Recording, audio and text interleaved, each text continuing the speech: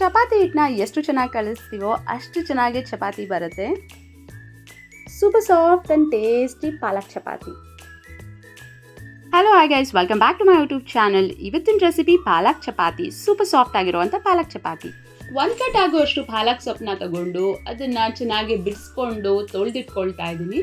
ನಂತರ ಸ್ಟವ್ ಮೇಲೆ ಒಂದು ಪಾತ್ರೆ ಇಟ್ಕೊಂಡು 1 ಗ್ಲಾಸ್ ಆಗುವಷ್ಟು ನೀರು ಸೇರಿಸ್ಕೊಂಡು ಹಾಗೆ ತೊಳೆದಿಟ್ಕೊಂಡಿರುವಂಥ ಪಾಲಕ್ ಸೊಪ್ಪನ್ನ ನೀರು ಸ್ವಲ್ಪ ಬಿಸಿ ಆದ ನಂತರ ಕಾದಿರೋ ನೀರಿಗೆ ಈ ತೊಳೆದಿಟ್ಕೊಂಡಿರುವಂಥ ಸೊಪ್ಪನ್ನ ಸೇರಿಸ್ಕೊಳ್ತಾ ಇದ್ದೀನಿ. ಇದು ತುಂಬ ಹೊತ್ತು ಬೇಯುವಂಥ ಅವಶ್ಯಕತೆ ಇಲ್ಲ, ಜಸ್ಟ್ ಒಂದು 2 ರಿಂದ 3 ನಿಮಿಷ ಬೇಯಿದ್ರೆ ಸಾಕು.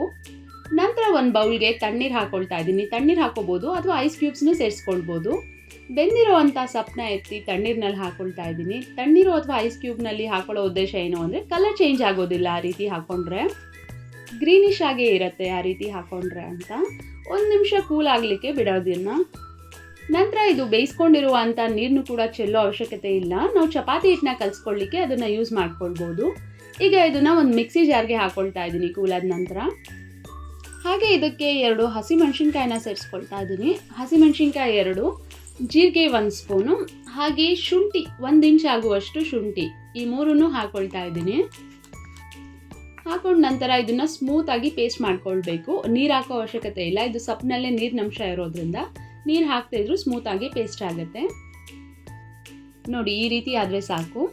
ನಾನಿಲ್ಲಿ ಒಂದು ಬೌಲ್ನಲ್ಲಿ ಗೋಧಿ ಹಿಟ್ಟು ತೊಗೊಂಡಿದ್ದೀನಿ. 2 ಕಪ್ ಆಗುವಷ್ಟು ಗೋಧಿ ಹಿಟ್ಟು. ಅದಕ್ಕೆ ನಾನಿಲ್ಲಿ ರುಬ್ಬಿರೋವಂಥ ಮಿಶ್ರಣನ ಸೇರಿಸ್ಕೊಳ್ತಾ ಇದ್ದೀನಿ. ತಣ್ಣೀರಿನಲ್ಲಿ ಹಾಕಿದ್ರಿಂದ ಇದು ಗ್ರೀನಿಶ್ ಹಾಗೇ ಇದೆ. ರುಚಿಗೆ ತಕ್ಕಷ್ಟು ಉಪ್ಪು ಸೇರಿಸ್ಕೊಳ್ತಾ ಇದ್ದೀನಿ. ಸೇರಿಸ್ಕೊಂಡು ಇದನ್ನು ಮೊದಲು ಡ್ರೈ ಚೆನ್ನಾಗಿ ಮಿಕ್ಸ್ ಮಾಡ್ಕೊಳ್ಬೇಕಾಗತ್ತೆ. 1 ಸ್ಪೂನ್ ಆಗುವಷ್ಟು ಜೀರಿಗೆ ಸೇರಿಸ್ಕೊಳ್ತಾ ಇದ್ದೀನಿ. ನೀರು ಹಾಕೊಳ್ದೇಲೆ ಮೊದಲು ಡ್ರೈ ಆಗಿ ಮಿಕ್ಸ್ ಮಾಡಿಕೊಂಡು ನಂತರ ಅದಕ್ಕೆ ತಕ್ಕನಾಗಿ ನೀರು ಸೇರಿಸ್ಕೊಳ್ಬೇಕು. ಇಲ್ಲಿ ನಾನು ಪಾಲಕ್ನ ಬೇಯಿಸಿಟ್ಕೊಂಡಿರುವಂಥ ನೀರನ್ನೇ ಸೇರಿಸ್ಕೊಳ್ತಾ ಇದ್ದೀನಿ. ಹದ ನೋಡ್ಕೊಂಡು ನೀರು ಹಾಕ್ಕೊಳ್ಬೇಕು, ಇಲ್ಲಾಂದರೆ ಈ ಪಾಲಕ್ಕು ಸಪ್ಪಾಗಿರೋದ್ರಿಂದ ಸ್ವಲ್ಪ ಆಮೇಲೂ ನೀರು ಬಿಟ್ಕೊಳ್ಳೋಂಥ ಚಾನ್ಸಸ್ ಇರುತ್ತೆ. ಸೊ ಹದ ನೋಡ್ಕೊಂಡು ನೀರು ಹಾಕ್ಕೊಳ್ಳಿ. ಈ ಪಾಲಕ್ ಸೊಪ್ಪಿನಲ್ಲಿ ಐರನ್ ಕಂಟೆಂಟ್ ಇರುತ್ತೆ, ಹಾಗೆ ವಿಟಮಿನ್ ಎ ಇರುತ್ತೆ. ಪಾಲಕ್ ಸೊಪ್ಪು ತಿನ್ನೋದ್ರಿಂದ ತುಂಬಾ ಒಳ್ಳೆಯದು, ಕಣ್ಣಿಗೂ ತುಂಬ ಒಳ್ಳೆಯದು.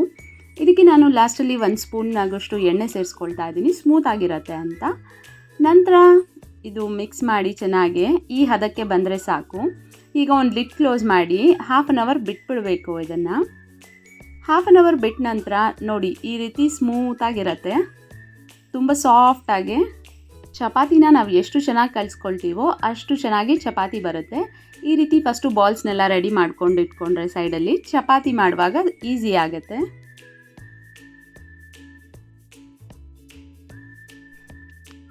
ನೋಡಿ, ಸಾಫ್ಟಿ ಆಗಿದೆ, ಒಂದು ಸ್ವಲ್ಪನೂ ಕೈಗೆ ಅಂಟ್ತಾ ಇಲ್ಲ, ಸಾಫ್ಟ್ ಆಗಿದೆ. ಚಪಾತಿ ಲಟ್ಟಿಸ್ಕೊಳ್ಳುವಾಗ ಇದ್ರ ಮೇಲೆ ಸ್ವಲ್ಪ ಪೌಡರ್ ಹಾಕ್ಕೊಳ್ಳೋಣ. ಚಪಾತಿನ ತುಂಬ ರೀತಿ ಲಟ್ಟಿಸ್ಕೊಳ್ಬೋದು, ರೌಂಡ್ ಆಗಾದರೂ ಲಟ್ಟಿಸ್ಕೊಬೋದು, ಅಥವಾ ಲೇಯರ್ ಆಗಬೇಕು ಅಂದರೆ ಮೊದಲು ಲಟ್ಟಿಸ್ಬಿಟ್ಟು ಫೋಲ್ಡ್ ಮಾಡ್ಕೊಳ್ತಾರೆ. 4 ಆಗಿ ಫೋಲ್ಡ್ ಮಾಡಿದ್ರೆ ಅದು ಲೇಯರ್ ಆಗಿ ಬರುತ್ತೆ. ನಿಮ್ಗೆ ಯಾವ ರೀತಿ ಬೇಕೋ ಆ ರೀತಿ ಲಟ್ಟಿಸ್ಕೊಳ್ಳಿ. ನಾನಿಲ್ಲಿ ಪ್ಲೇನಾಗೆ ಲಟ್ಟಿಸ್ತಾ ಇದ್ದೀನಿ.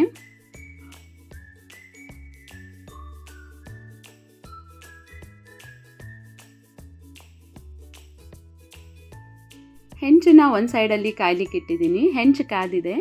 ಈಗ ಸ್ವಲ್ಪ ಎಣ್ಣೆ ನೋಡ್ಕೊಂಡು ಹಾಕ್ಕೊಳ್ಳಿ. ಎಣ್ಣೆನ ಜಾಸ್ತಿ ಬಳಸ್ಕೊಳ್ಬಾರ್ದು. ಸ್ವಲ್ಪ ಎಣ್ಣೆ ಹಾಕ್ಕೊಂಡು ಚಪಾತಿ ಲಟ್ಸಿರೋದನ್ನ ಹಾಕ್ಕೊಳ್ಬೇಕು. ಅದ್ರ ಮೇಲೆ ಸ್ವಲ್ಪ ಎಣ್ಣೆ ಹಾಕ್ಕೊಂಡು ಚೆನ್ನಾಗಿ ಬೇಯಿಸ್ಕೊಳ್ಬೇಕು.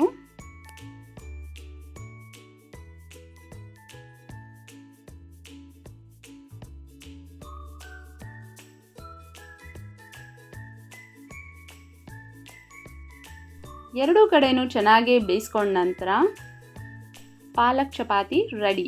ಇದನ್ನು ಯಾವ ಪಲ್ಯದಲ್ಲಿ ಬೇಕಾದರೂ ತಿನ್ಬೋದು, ತುಂಬಾ ಟೇಸ್ಟಿಯಾಗಿರುತ್ತೆ. ಹಾಗೆ ನೋಡ್ತಾ ಇರ್ಬೋದು ನೀವು, ತುಂಬಾ ಸಾಫ್ಟಾಗಿದೆ, ಫೋಲ್ಡ್ ಮಾಡ್ಬೋದು, ಅಷ್ಟು ಸಾಫ್ಟ್ ಆಗಿದೆ. ನೀವು ಒಂದು ಸಾರಿ ಮನೆಯಲ್ಲಿ ಟ್ರೈ ಮಾಡಿ ನೋಡಿ. ಈ ರೆಸಿಪಿ ನಿಮಗೆ ಇಷ್ಟ ಆಗಿದೆ ಅಂತ ಭಾವಿಸ್ತೀನಿ. ಇಷ್ಟ ಆಗಿದ್ದರೆ ಒಂದು ಲೈಕ್ ಮಾಡಿ, ಕಮೆಂಟ್ ಮಾಡಿ, ಶೇರ್ ಮಾಡಿ. Thank you.